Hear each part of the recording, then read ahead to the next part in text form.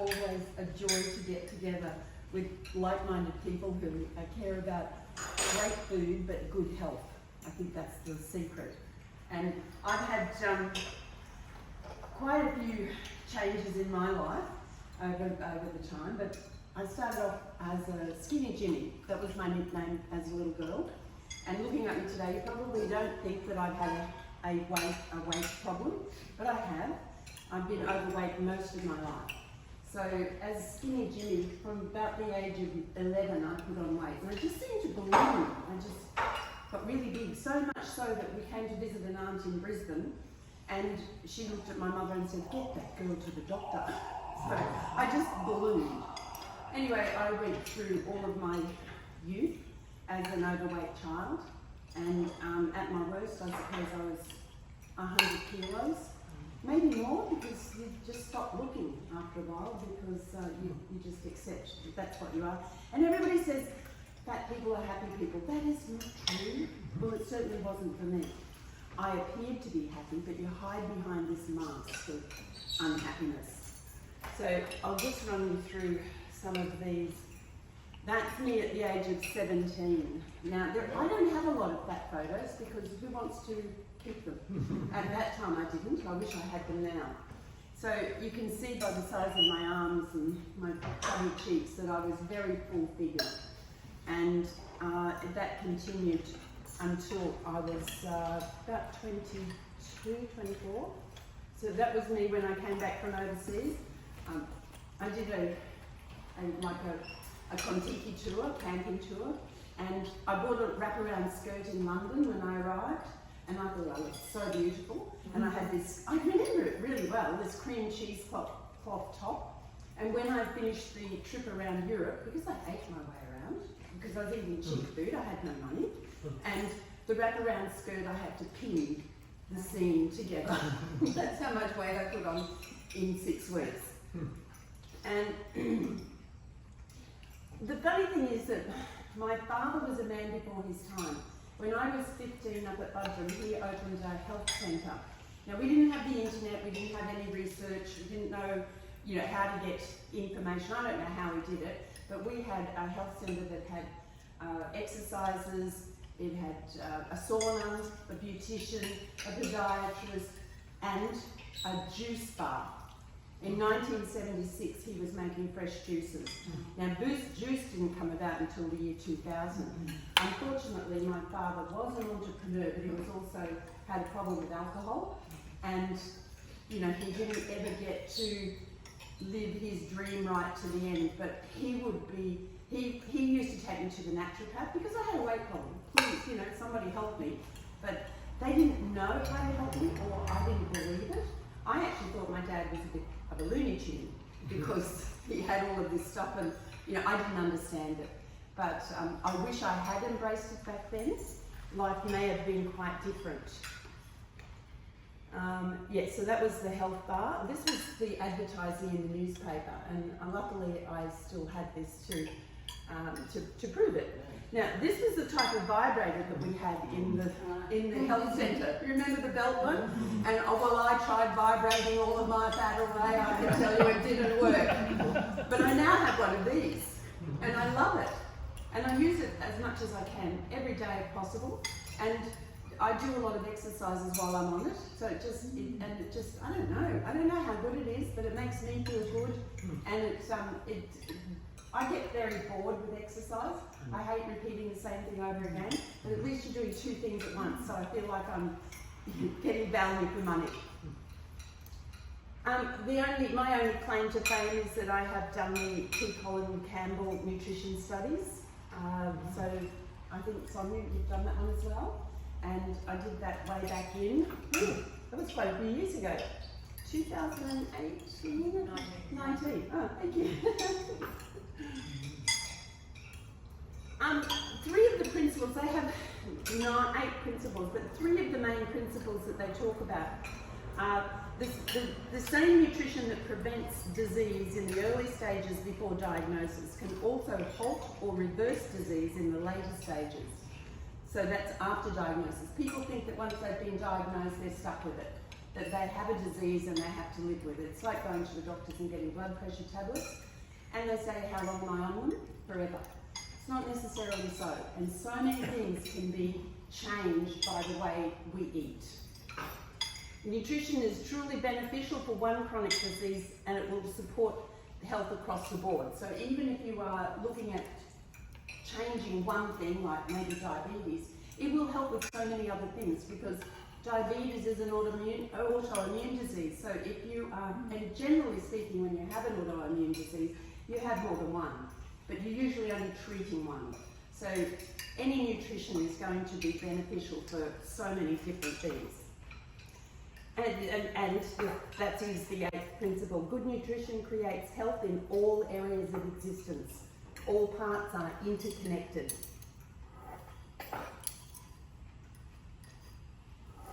So I think this is just a good comparison.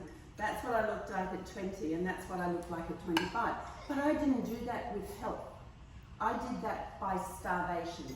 I used to eat premium crackers and cheese, 2 of them, 2 doubles, and with a slice of cheese. That was my lunch. I was hungry all the time.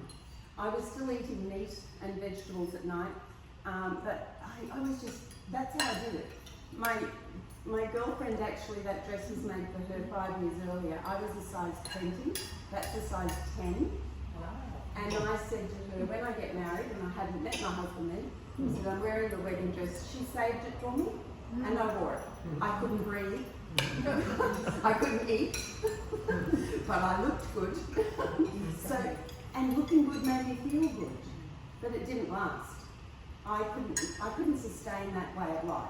And starvation is not the way I want to live my life, but I've done it for so many years.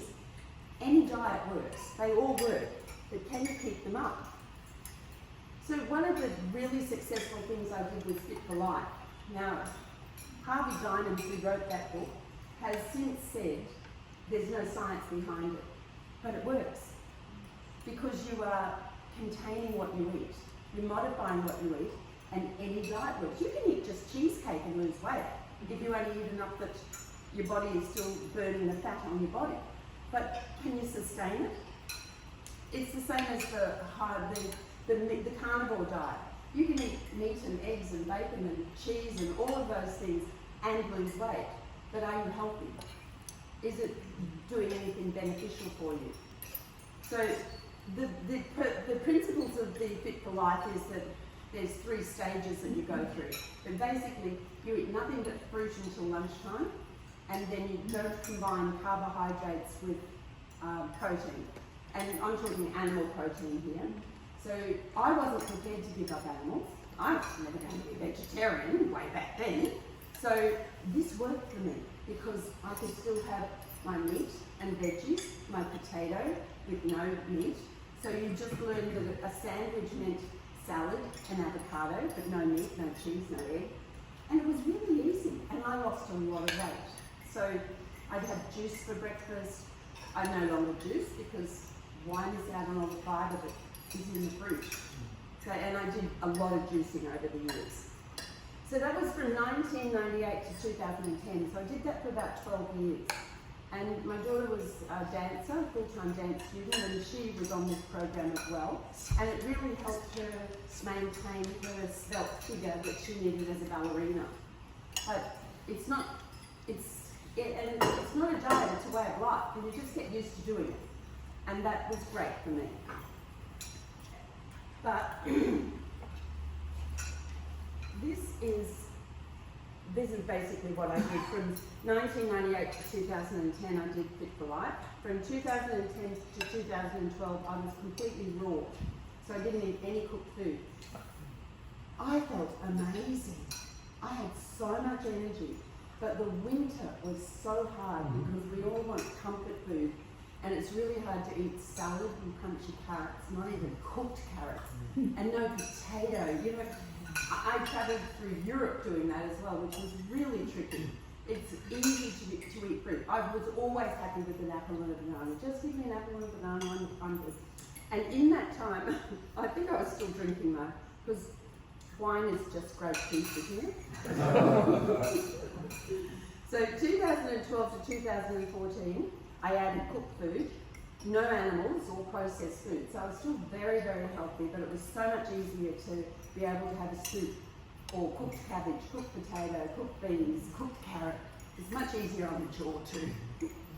And then I went whole food plant-based in 2014.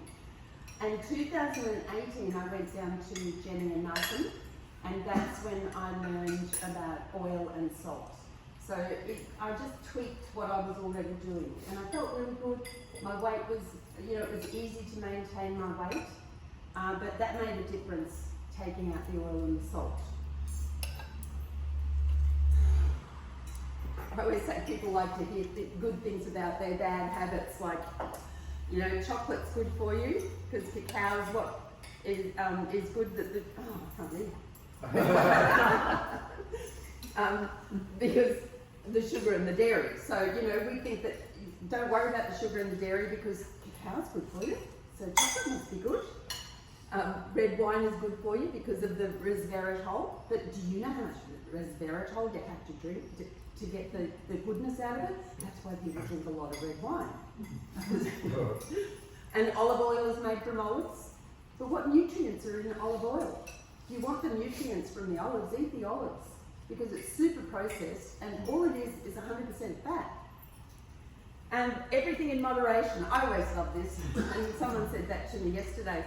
And they said, oh yeah, but a little bit's okay. Everything in moderation. I said, do you want to be moderately well? And that's not my saying. There's lots of the gurus that say that. In particular, Dr. Clapper, I think. It's like when he was, someone said to him, do I have to floss all my teeth? I'm talking about mouth hygiene, oral hygiene. And he said, no, you don't have to floss them all. Only the ones you want to keep. And I think your health is like that. Moderation is great. And people can do it. If we're talking about weight, you can eat a little bit of chocolate, you can eat a cheesecake, you can eat a little bit. In moderation, you won't get fat. But is it good for you? And are you getting anything out of it that's going to be beneficial to your body? So, and that's what I used to say about the wine, being just grape juice. What really changed my life was when I did the research for my friend's daughter who had osteosarcoma, which is bone cancer. She had it in her leg. She was a dancer with my daughter, and she had a sore leg, and they said, wait until after the concert, the end of your show, and we'll get you to the doctors. Well, she went to the doctors and she had cancer. So we did a lot of, I did a lot of research, and I used to just present it to the family and say, look, this is a good idea. Do you think this is a good idea? And I looked at the science behind it all. But it wasn't my decision to make. And same as if it was my daughter, it depends on what age they are. If she was a little girl, I can make the decision. But they had to make the decision. So they decided they wanted to go to Germany to this clinic. And we raised a lot of money. We sent them over there twice. And it did extend her life, but it didn't cure the cancer, because this blows my mind. In Germany, doing this heat therapy, it's very expensive. They're over there for weeks, and they come out of each treatment, and there's this buffet of beautiful German cakes and the cream and the sugars and she used to say to me, oh well, I give Renee whatever she wants. That's what she feels like. But that's not a healthy choice. But they weren't considering the health of the body, they just wanted to get rid of the cancer. And unfortunately, you can't focus on that one single thing because it's all interconnected, as Colin T. Campbell says. So that was where I started collecting my books and doing all my research, but I never told them to do anything that I didn't try. I tried everything. I said, I've had a go at this, I've had the hydrogen peroxide, I've used that internally. Do you think that might be a good idea? So the choices, the decisions to do it or not were theirs. And these were all, that's a list of, I won't go through them all, but that's a list of all of the things that I researched for her and tried.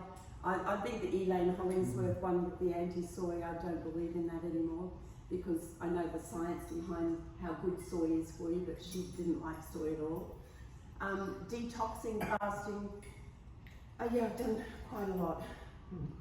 So one of the first retreats I ever went to was Barbara O'Neill, and she's in Australia at Misty Mountain. Actually, she's in America now because she's been banned in Australia because she made a statement about curing cancer, and the medical profession and pharmaceutical companies don't want to hear anything about that, so she cannot practice here. She can practice in America. But I went to her retreat. It was fantastic, but they're not, they still have oil and salt, but it is all vegetarian. Food was amazing. I had a lovely time, except that I had shingles at the time. They let me come though, and I was treating it with olive oil. That was my research from hers. Olive oil compresses with cayenne pepper. Oh, I'll do anything. And usually more than once. Then I went to a fasting clinic. I'm very interested in fasting. And so I went to a fasting clinic in New South Wales, in Arcadia. And Alec Burton is the father of fasting in Australia. And he actually, Alan Goldhammer, the doctor from True North in America, he came and trained with Alec Burton. So I did 6 days there on water only, which was interesting. But then later on I went to America. That's me relaxing, because you can't do much when you're fasting. You've got to, that's what does my head in. No exercise, no walking. And I thought I could rise above that. So the second day I went on a really long walk. I nearly passed out, to be honest. And it really, it proved that your body has to slow down when you're not feeding it any nutrition, because it's using all of the nutrition that you've already got. So this was the plant-based immersion that I went to with Jenny and Malcolm. That was in Anglesey. I think they now do them in Melbourne. And this is one of my most interesting slides. I think Jenny concentrates on this a lot too, is calorie density, because I think, Sandy, you were commenting on how much we all eat here. We are really our volume eaters, because we know about calorie density and we know what foods we can eat a lot of. And if you know that, you can eat a lot of food, of the right food, and you never have to be hungry. But I think this is really good because it shows you how much oil is in the same amount of calories, 500 calories. Well, it doesn't really fill you up very much. So I'd much rather do the fruit and veggies. Even the meat doesn't fill you up, but it's so much more calorie dense.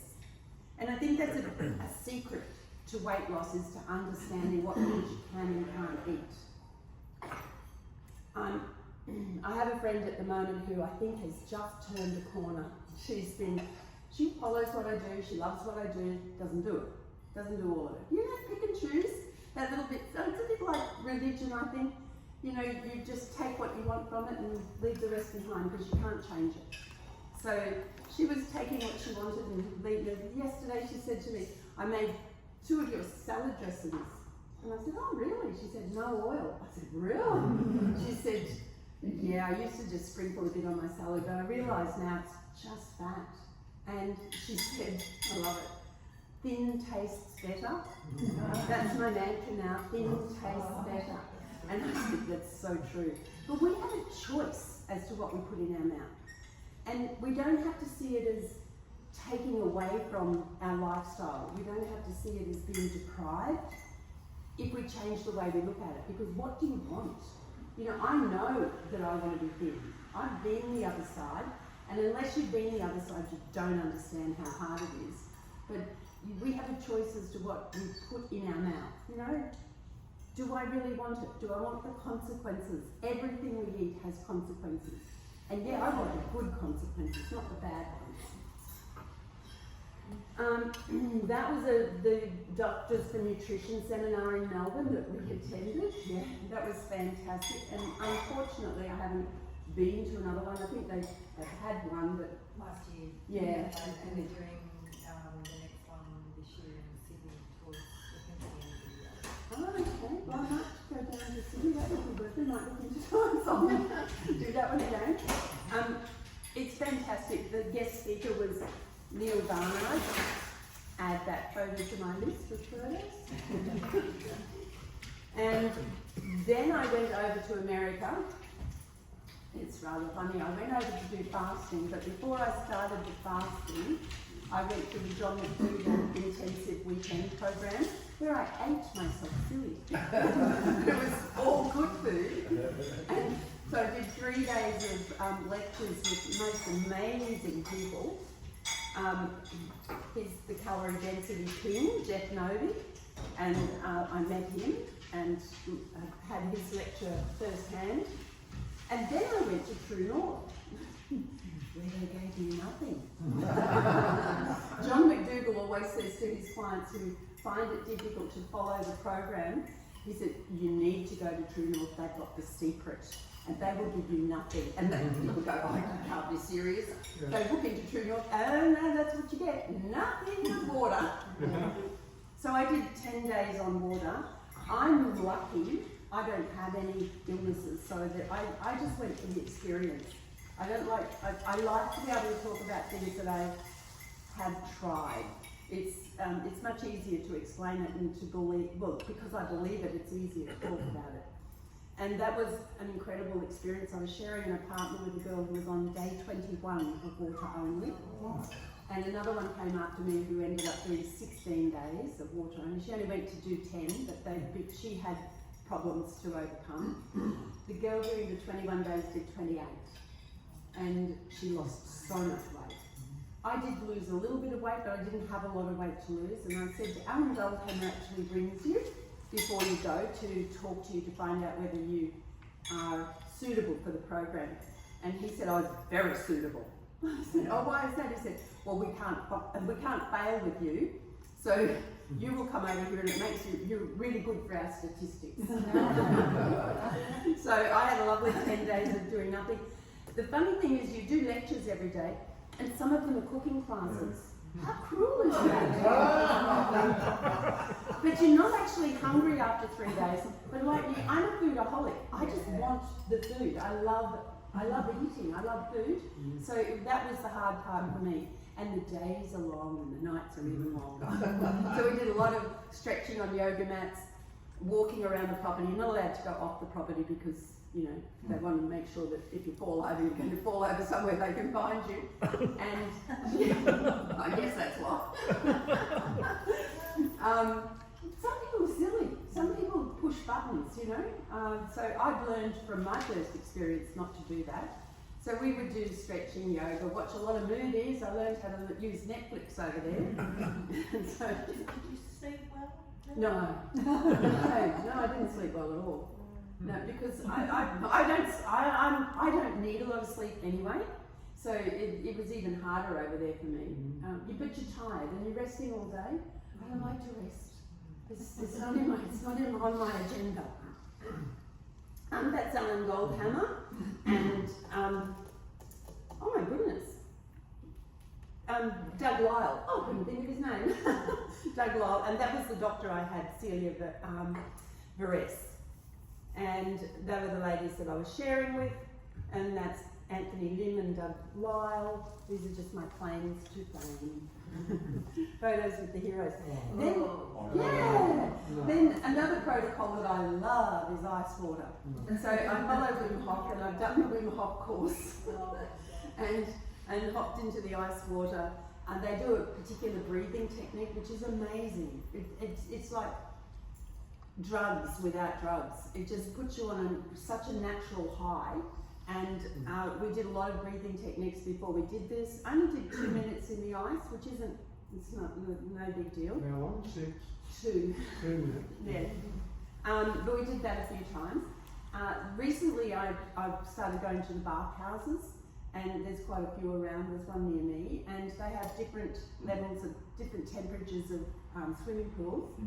28 degrees, 26 degrees, I think, or 24, and then 14 and 6. So then you go and have a sauna, then hop into the 6 degrees, go back and have a sauna. Oh no, then you go and warm up in the pool.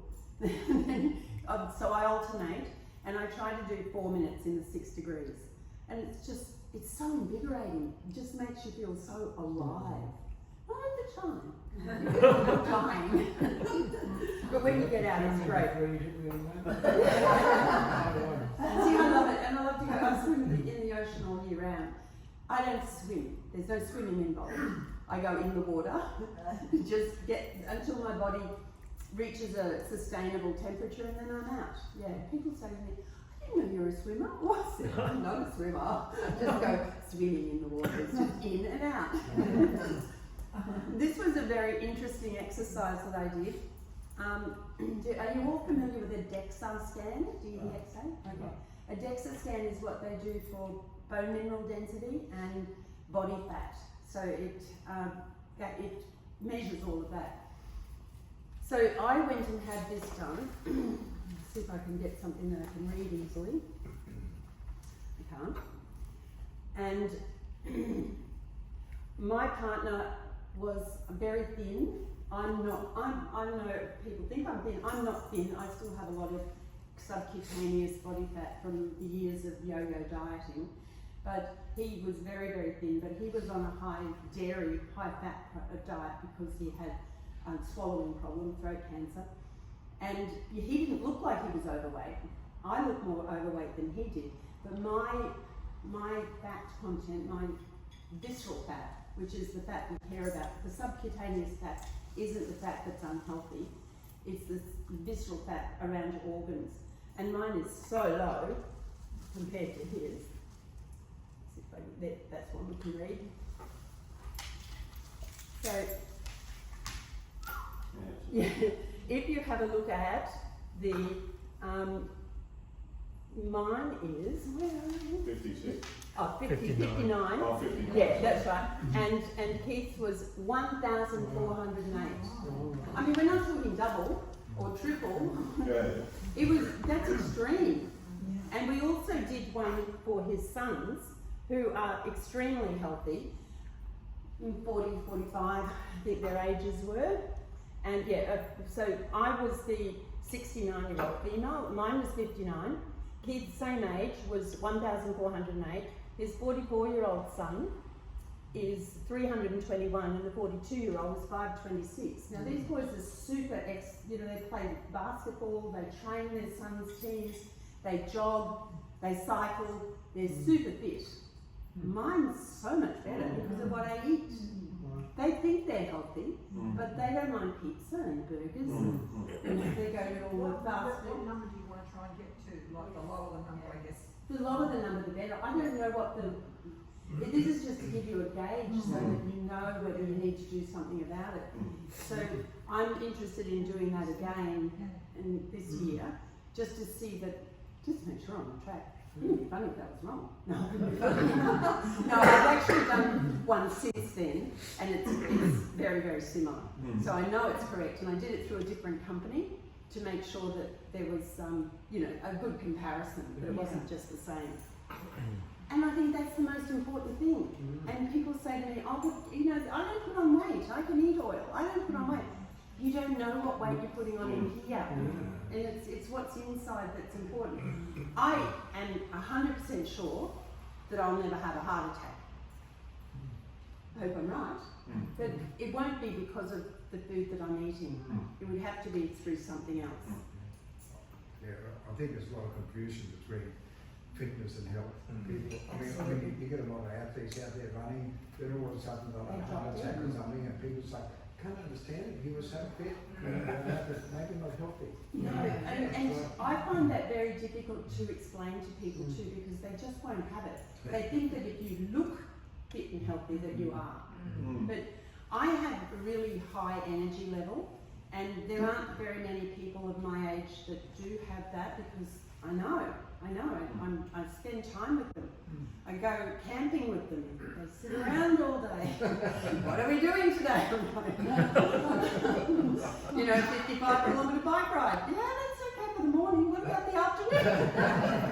That's not going to take us all day. Oh, yeah, but we'll stop and have lunch.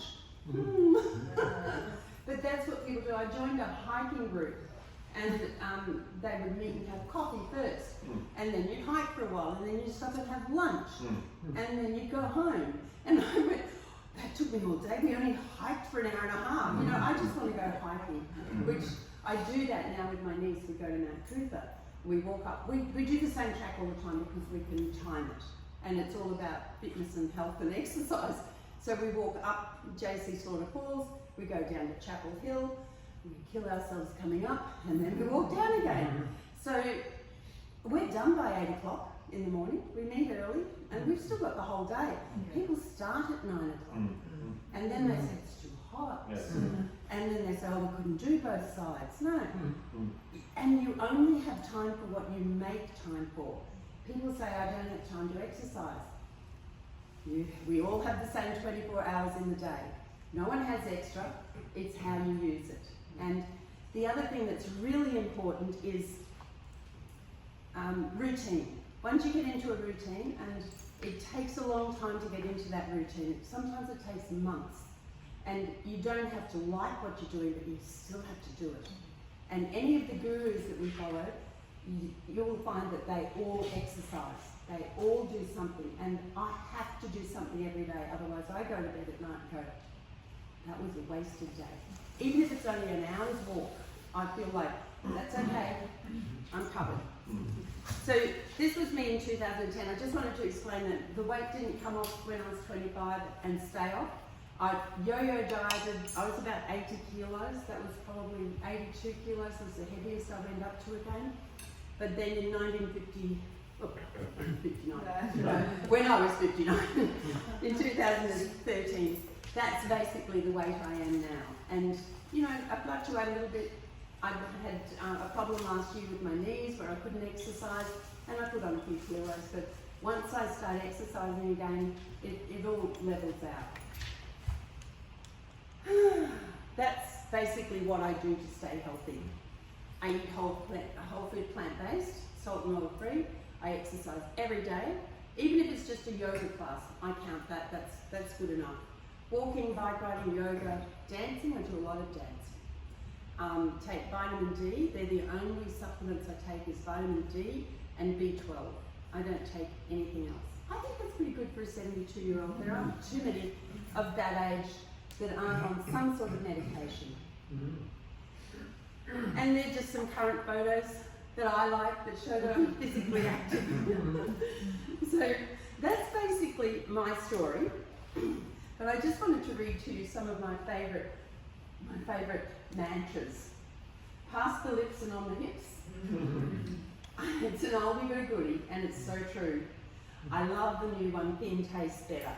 I think that's, I'm going to live by that too. I have a problem. I'm a bit of a, I tend to do things over and over, and like I have a personality that is prone to doing the wrong thing. So I put all my nuts in the freezer so that I can't see them. But I use my freezers so much. And you know, they don't take long to defrost in your mouth. I've got to find somewhere else to keep them, because every time I open the freezer, I am not hungry, but I will take 3 or 4 cashews or 3 or 4 walnuts. And I don't count it. I keep all my bliss balls in the freezer. And I think, I make a lot of sweets, and I love sweets. So I open the freezer to get something, I think, and then I think, oh, I'll have a cup of coffee. Well, I'll need a bliss ball, because I ate that one. I need to have one with my coffee. See, I have an addictive personality, that was the word I was trying to think of. And I don't just go for one thing. It's all or nothing. And yeah, that's the problem with food. And the other one is it worth it? Because there are consequences to everything, every action we take. So I have to keep saying to myself, is it worth it? And what do you really want? Do you want to be like this, or do you want to eat that food and be another way? And is it 10-minute pleasure enough? Because it tastes so good, and then you feel bad. And how long does it take to wear that off? That's the big thing. And not so much what damage have you done, but because it's all reversible. Everything's reversible. So even if you eat that big piece of cheesecake, but really, is it worth it? And it's not a diet that we're on, it's a lifestyle. And it's not something that we just do for today or for tomorrow. And I think that's my friend who's just found her way. I think she realises now. And what I do today is not necessarily what I'm going to do. I don't feel like being judged, because I've done so many different things. And they go, oh, you used to be this, and you... I know, but this is what I am now. Don't know what I'll be tomorrow, but I doubt that I'll change, because this is so good for me. Exercise. People think that they can exercise a lousy diet. You cannot exercise a lousy diet. You would have to do an awful lot of exercise. But what's it doing on the inside? It might be fixing on the outside, but it's not doing what you want it to do on the inside. So 20% of exercise, 20% of what you do is exercise. It helps you with maintaining your weight, but 80% of it is what you put in your mouth. And that's the easy part, because it doesn't even take a lot of effort to make the right choices. So it's much easier to put the right things in your mouth. You don't have to exercise as much. I like that. And learn calorie density. Once you know that, the rest is easy. And everything we do is a choice. So that's my lifestyle. Thank you. I have to say that my father, of all people, would be so proud of the way I'm living my life now.